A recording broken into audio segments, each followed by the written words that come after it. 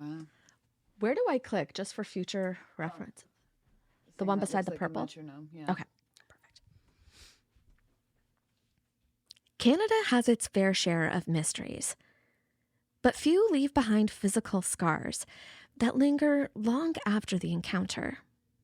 Imagine stepping into the wilderness, expecting nothing more than the quiet solitude of nature, only to return with burn marks, unexplained symptoms, and an experience so bizarre that it defies explanation.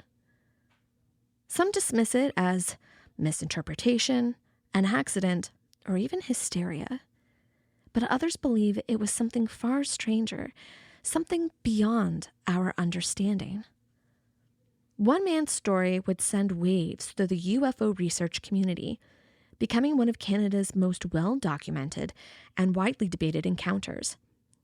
Unlike most sightings, this wasn't just about strange lights in the skies or unidentified craft disappearing into the clouds. This was an event where the evidence wasn't just found in reports or photographs. It was on someone's body. Today, we divulge into Canada's most puzzling and well-documented UFO encounters, the Falcon Lake incident. Unlike many sightings that rely solely on eyewitness accounts, this case left behind physical evidence, including burns, radiation exposure, and a mystery that has yet to be fully explained. Was it a military experiment, a hoax, or something truly otherworldly? As we uncover the details, we'll explore what happened that fateful day in 1967 and why it remains one of Canada's most chilling unsolved events. Stephan was born in Poland, where he lived throughout the turbulence of World War II. Like many others, he had faced the uncertainties of post-World Europe, navigating a landscape reshaped by conflict. Seeking new beginnings, he immigrated to Canada in 1949, settling in Winnipeg, Manitoba with his wife and children.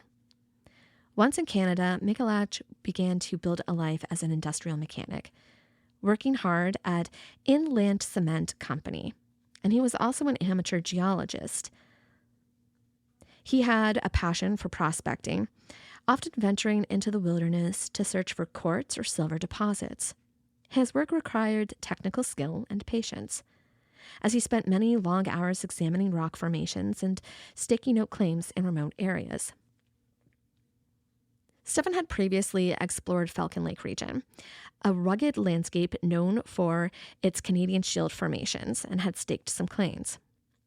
This shield is one of the oldest geological formations on Earth, dating back over 4 billion years. It covers the vast portion of Canada, stretching from the Great Lakes to the Arctic Ocean, and is composed of ancient igneous and metamorphic rock. This rugged terrain shaped the glaciation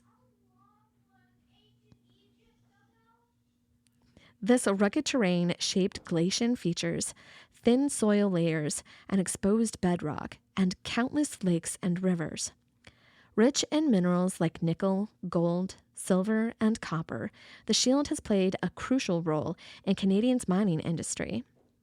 Its harsh landscape and remote wilderness makes it a challenging yet fascinating region to explore for geologists and prospectors alike. On May 20th,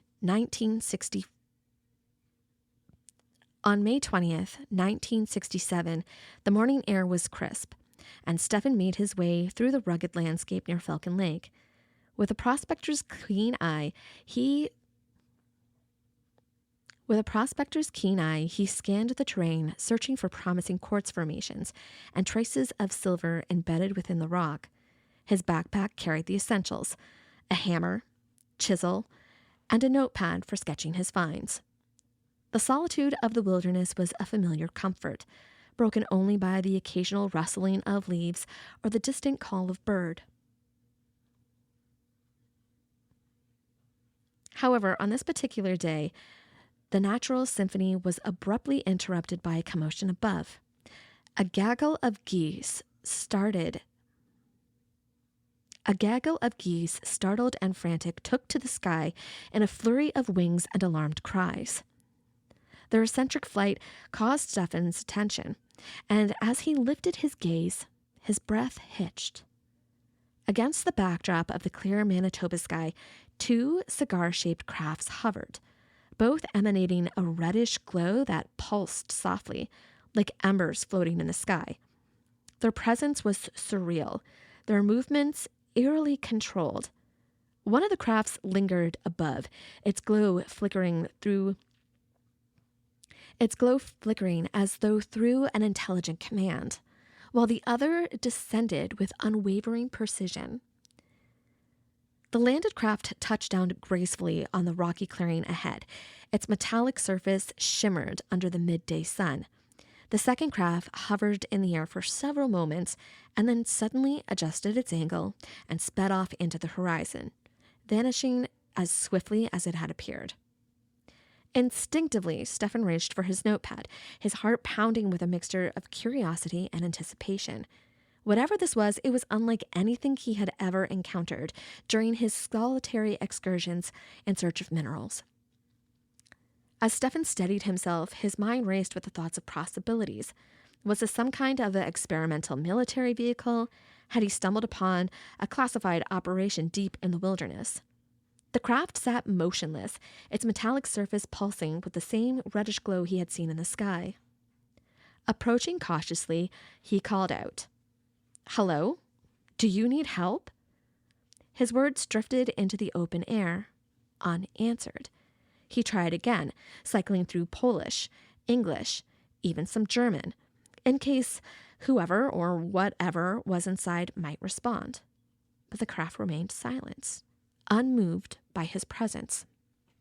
Determined to document what he was seeing, Stephan pulled out his notepad and spent the next hour and a half meticulously sketching the craft, capturing its smooth contours and the lack of visible seams, the strange panel-like sections along its surface.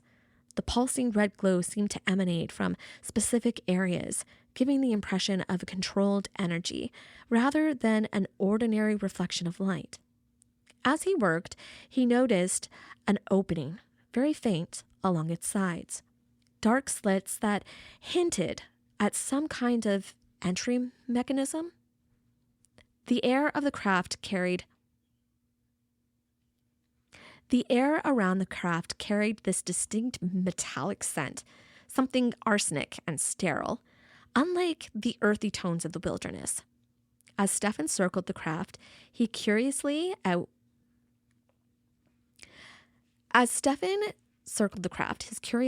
outweighed his caution. He reached out hesitantly, his gloved hand contacting the smooth metallic surface. The material was scorching hot, far beyond what he was expecting. The moment his fingertips grazed it, a sharp burning sensation shot through the fabric, forcing him to recoil. He examined the gloves, and their protective layers had been singed, parts of the material now scorched and disintegrated from the intense heat. His mind raced. What kind of vehicle radiated such extreme temperatures simply by resting on the ground? He had touched plenty of metals before in his prospecting, but nothing this volatile. Then, as if the craft detected his interference, a sudden burst of hot gas erupted from its side, slamming into his chest and stomach. The searing hot air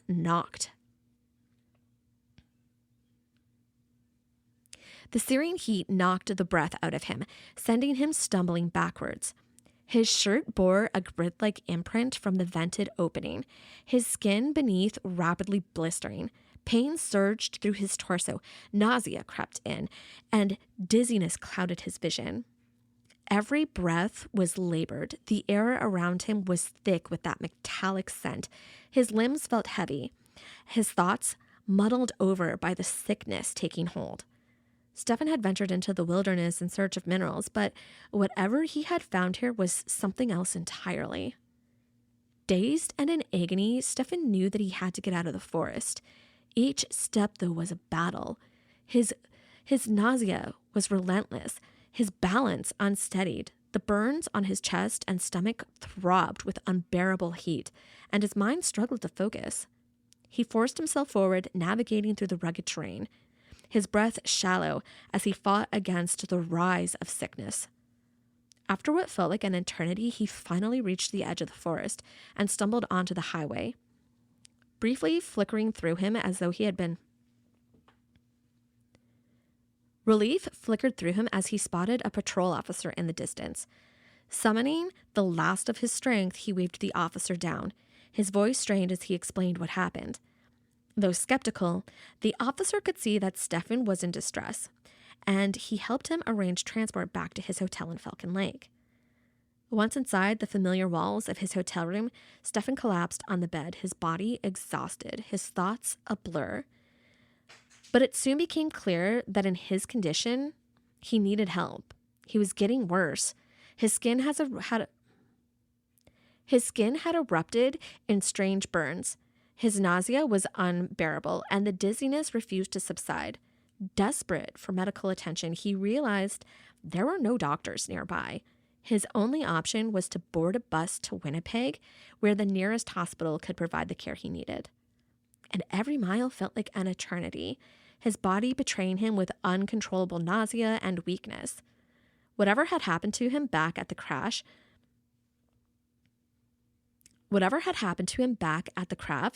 whatever force had burned him, was no ordinary injury. As the bus carried him forward towards the city, he could only hope that someone, somewhere, could help him make sense of what had just transpired. Once Stephan arrived at the hospital in Winnipeg, the doctors immediately noticed the severe thermal burns all across his chest and abdomen. His skin bore deep red burns, many of them blistering, and yet the most perplexing texture was a distinct grid-like pattern imprinted on his torso, an unnatural mark that puzzled the medical staff. It didn't resemble burns from conventional sources like fire or heated metal, nor did it match common radiation exposure. Despite their confusion, doctors proceeded with standard burn treatment. They cleaned the affected area, they carefully removed the damaged skin to prevent infection. Cooling compresses were applied to alleviate the heat, still radiating from his injuries. And his wounds were treated with topical ointments designed for thermal burns. Concerned about deep tissue damage, they monitorized his symptoms closely, noting that his persistent nausea, dizziness, and weakness, these were effects that seemed far more severe than a typical burn injury. To manage his growing discomfort, they administered painkillers and kept him under observation for signs of systemic shock and radiation sickness. Despite their best efforts, the strange grid-shaped pattern burns, they stubbornly remained unexplained, defying conventional medical understanding. Even after returning home, Stephan was far from recovering. The sulfuric metallic stench that was at the site, it was the same sulfuric metallic stench, the same odor from the craft, clung to him relentlessly. No matter how many times he showered, scrubbed his skin, or changed his clothes, the smell refused to fade. It was as though it had seeped into his very pores, a lingering reminder of the bizarre encounter. His burns remained raw and painful, the grid-like pattern stubbornly etched into his torso. Some areas blistered further, while others took on this unsettling deep red hue that didn't appear to heal as expected. The discomfort was constant. Making simple movements were agonizing. The doctors had treated them as thermal burns, but this was something that was different. It was unlike anything he had suffered before. And then came the headaches, sharp and unrelenting. Pain radiated from behind his eyes, clouding his thoughts, leaving him fatigued and drained. The nausea persisted, along with strange weakness that made every basic task overwhelming. At times, dizziness overtook him, forcing him to sit down abruptly, fearful that he might collapse. In the days and weeks that followed the incident, Stephan's health worsened rather than improved. His appetite diminished and his energy levels plummeted. Despite ruling out radiation, Stephan's symptoms continued to ebb and flow unpredictably. At times, he would start to feel better, his appetite would return, his burns gradually fading, and then, without warning, everything would resurge. The nausea would grip him again, the headaches would start to return with intensity, and his skin would flare up, reactivating the grid-like burn pattern as though it had never fully healed. Doctors and investigators were baffled. Like, what could cause his symptoms to vanish only to come back weeks or months later? Even if the physical burns eventually faded, the strange reoccurrences and nausea and weaknesses persisted for years, coming and going without any clear explanation. As Stephan struggled to process what happened to him, word of his bizarre encounter began to spread beyond his immediate circle, and it wasn't long before the press caught wind of the Falcon Lake incident, and soon, his story became a news headline.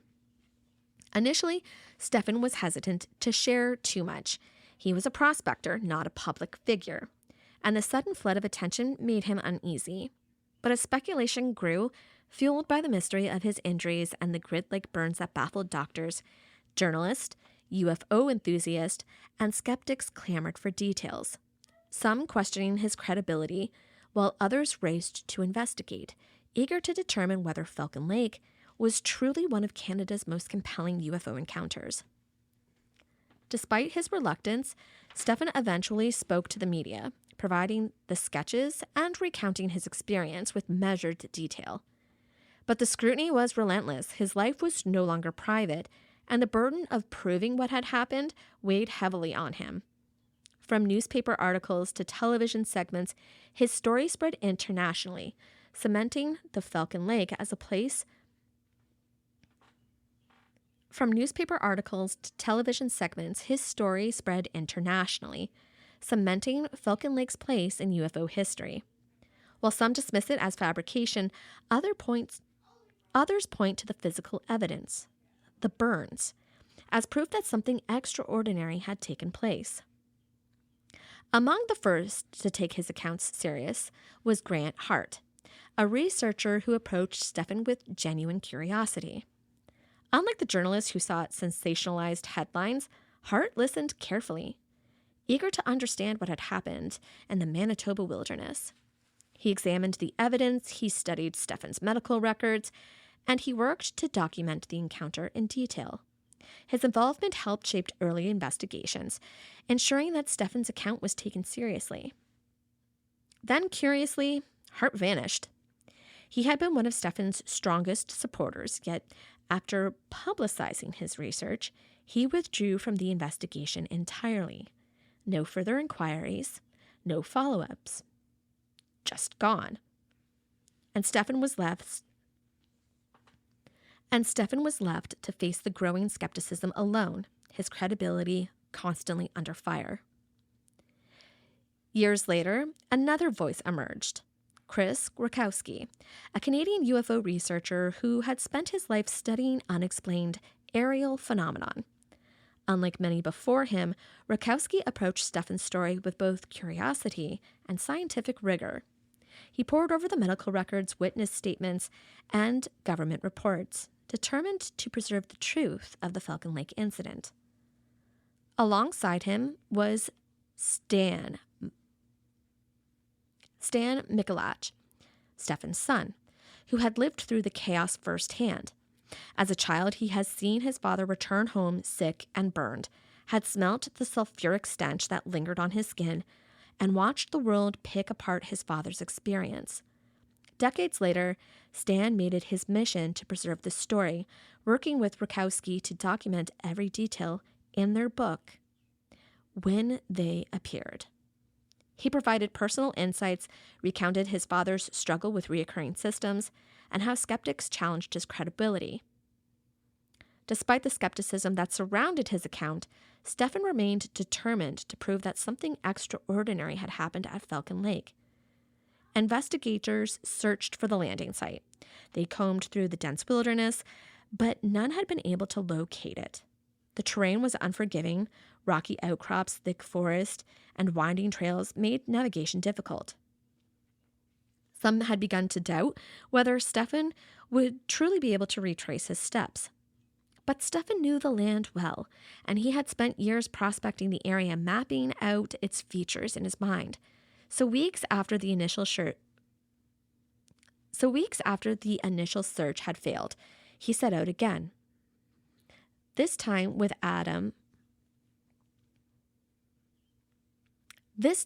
George Adamke, a fellow investigator who had taken an interest in the case. Unlike others who had dismissed his claims, George believed that there was something worth finding. He had studied the details of the encounter and listened to Stephan's description and was eager to uncover any physical evidence that might validate the story. Together they returned to the wilderness, following the path that Stephan had taken that fateful day. Then, he found it. The site was unmistakable. Scorched rock face, a circular patch where the moss had been stripped away, the remnants of burnt debris. George stood beside Stephan, surveying the scene and realizing that this was the proof they had been searching for. Stephan had led them straight to the location. His ability to pinpoint the exact spot added credibility to his account.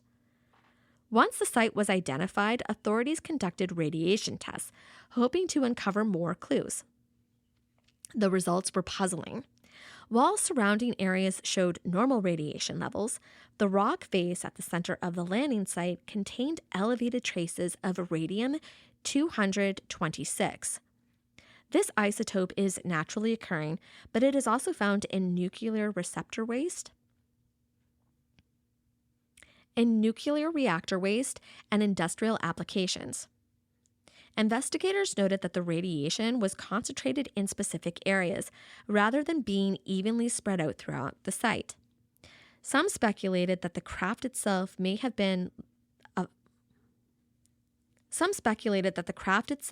had formed a shield, which could explain why Stephan didn't suffer from acute radiation poisoning despite his proximity to the object. If the craft had contained a radioactive energy source, its shielding may have prevented direct exposure, except the moment when the blast of hot gas struck Stephan, possibly carrying residual radiation. Others theorized that the radium-226 found at the site could have been naturally occurring, as the region sits on the Canadian Shield, one of the oldest and most mineral-rich geological formations on Earth. This vast expanse of rock contains naturally occurring radioactive elements, such as uranium and thorium, which decay over time. They produce radium-226. In certain locations, these elements can concentrate in specific deposits, leading to elevated radiation levels. However, what puzzled investigators was the localized nature of the radiation at the landing site. While the surrounding area showed normal readings, the rock face where the craft allegedly landed contained significantly higher levels. Despite these theories, no definitive explanation was ever reached, and the radiation findings remain an anomaly. As the Falcon Lake incident gained attention, multiple agencies launched investigations hoping to uncover the truth behind Stephan's encounter. The Royal Canadian Mounted Police, or RCMP, the Canadian Department of Natural Defense, and the United States Air Force all conducted their own inquiries. The RCMP initially approached the case with cautious skepticism. Their primary concerns centered Stephan's injuries and the radiation levels detected at the site, and whether or not there was any sort of criminal or national security threat linked to the incident. Medical assessments confirmed Stephan had suffered burns, but the exact cause remained elusive. When radiation tests were conducted, investigators noted irregular readings. However, the RCMP concluded that these could stem from naturally occurring minerals in the region due to the area's geological composition. Ultimately, the agency closed its inquiry without declaring the event a UFO encounter, leaving the case unresolved but documented. The Department of National Defense, or DND, became involved after reports surfaced that radiation had been detected at the landing site. Concerned about potential national security implications, they conducted their own assessment. However, their findings aligned somewhat with those of the RCMP. While radiation was present, it was not high enough to pose an active threat or suggest the presence of an unknown craft. One of the most peculiar responses came when Minister of Parliament Edward Scheer raised questions about the government's UFO investigation at the House of Commons, specifically citing the Falcon Lake case. The government's reply was vague and dismissive, avoiding direct answers about what had been found. This fueled speculation among UFO research that the information was being withheld, though no classified documents have ever surfaced to confirm this. With Falcon Lake lying so close to the U.S.-Canada border, the United States Air Force also took an interest in the case. This time, the USAF was operating Project Blue Book, a classified program analyzing UFO sightings across North America. Their findings were mostly skeptical. While they acknowledged Stephan's injuries and the radiation readings, they did not classify the event as a confirmed UFO case. Instead, their assessment suggested that the burns could have been caused by hot gases from natural or an industrial source. Some investigators within Blue Book eventually entertained the idea that possibly Stephan had simply encountered an ordinary aircraft, although no records point to any known craft matching his description. With no agency providing a definitive answer, theories began to take shape, some grounded in science and others veering into speculation.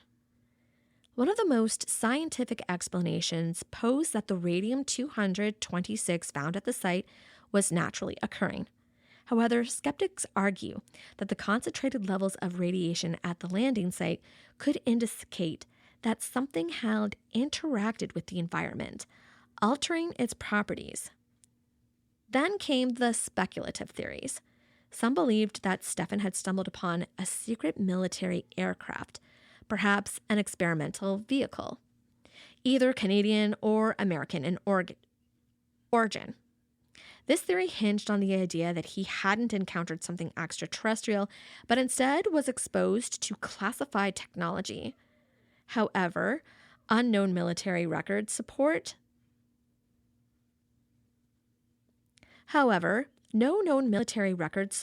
such a presence. Initially, the most controversial theory leans into the extraterrestrial hypothesis. Supporters point to Stephan's injuries, the grid-like burns, the lingering sickness, and the radiation readings, as evidence that he had come into contact with some unknown technology, one not engineered by human hands. Despite the scrutiny, the testing, the investigations conducted by 3 different agencies, none were able to offer a conclusive explanation. The radiation levels, the physical injuries, and the site's strange markings remain unexplained. Despite extensive scrutiny,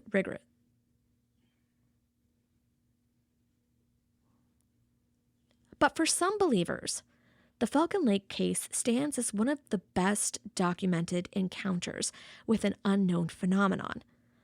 The grid-like burns, the lingering sickness, and the concentrated radiation levels resist conventional explanations. The metallic craft, the blast of searing air, the sulfuric stench. Each detail offers a tantalizing glimpse into the possibility that something beyond human understanding occurred that day. For Stephan, however, the theories mattered far less than the reality he lived. The encounter followed him for years, shaping his way of life in a way he could have never anticipated. Though he never sought fame, he became a reluctant figure in the UFO investigation world, questioned, scrutinized, and at times ridiculed for his claims. Yet despite the skepticism, he never wavered. He maintained that he had seen something, that he had been burned, and that he had suffered lasting effects, but he could never claim to know exactly what it was. Stephan himself was inclined to believe that the craft was some sort of experiment, a man-made vehicle, possibly military in origins, rather than something extraterrestrial. But he was never 100% certain. Outside of the public eye, Stephan continued his work as an industrial mechanic, supporting his family and trying to live as normally as possible. He remained deeply connected to nature, often retreating into the wilderness, the very place where his life had been altered forever. He was a man of quiet resilience, someone who had endured both physical and emotional scars from his experience. Stephan passed away on October 28, 1999, at the age of 38 in Winnipeg, Manitoba. His legacy, however, did not fade. His son Stan took it upon himself to preserve his father's story, ensuring that the Falcon Lake incident remains one of Canada's most well-documented UFO cases. Even decades after his death, Stephan's experience has continued to spark debates, intrigue, and speculation. Was it a misidentified aircraft, a natural phenomenon, or something otherworldly? Whatever the truth may be, one thing is certain. Stephan Michalak's story continues, and the mystery refuses to be forgotten.